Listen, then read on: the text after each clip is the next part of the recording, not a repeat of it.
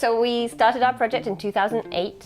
It started as a project because we didn't have enough money to build a brewery. So we were living in England. Dan's been a brewer for 20 years, so we were living there, he was brewing there, and then we moved back to Boston, which is where he was from, and we had not very much money to start our business. So we had basically $8,000 left after we moved and sold our house and everything.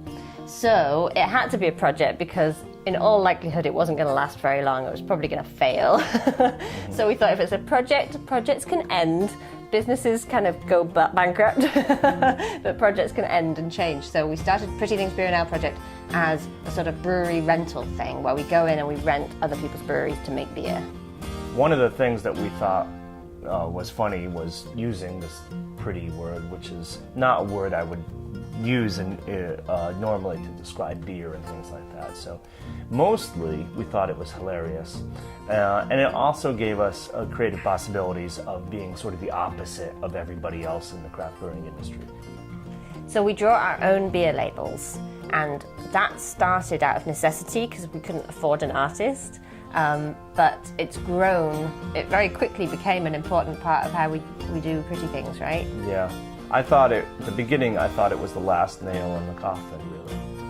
So our main beer is called Jackdaw, and it's a Belgian-style Saison. So Saison is a very simple farmhouse style. It's golden. Ours is hoppy, so we call it a Saison Americaine because it has American hops in it.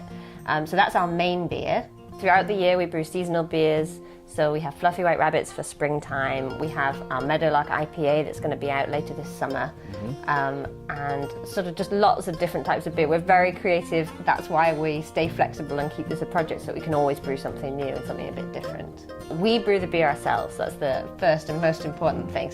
We rent a brewery in Westport, Mass. It's called Buzzards Bay Brewing. So we buy grain in two forms, either in 55-pound bags or as a big silo delivery, and then we blend different types of grain, mostly barley, some wheat, some oats, a little bit of rye, and then we blend them into different beers. So different beers are made out of different grains.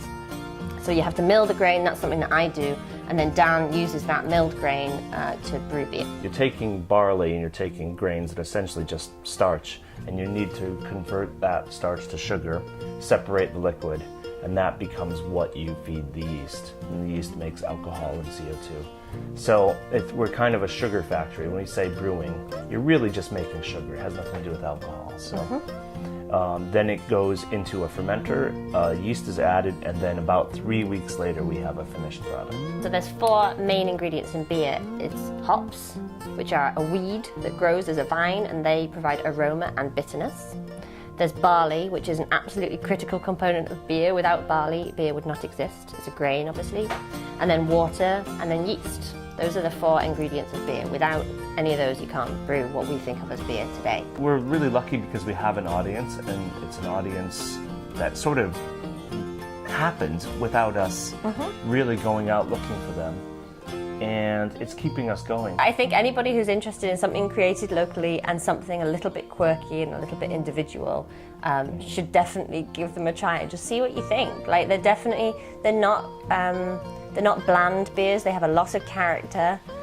Some of them are kind of strong. Some of them are kind of dark and malty. So you can expect to maybe be taken a little bit outside your comfort zone.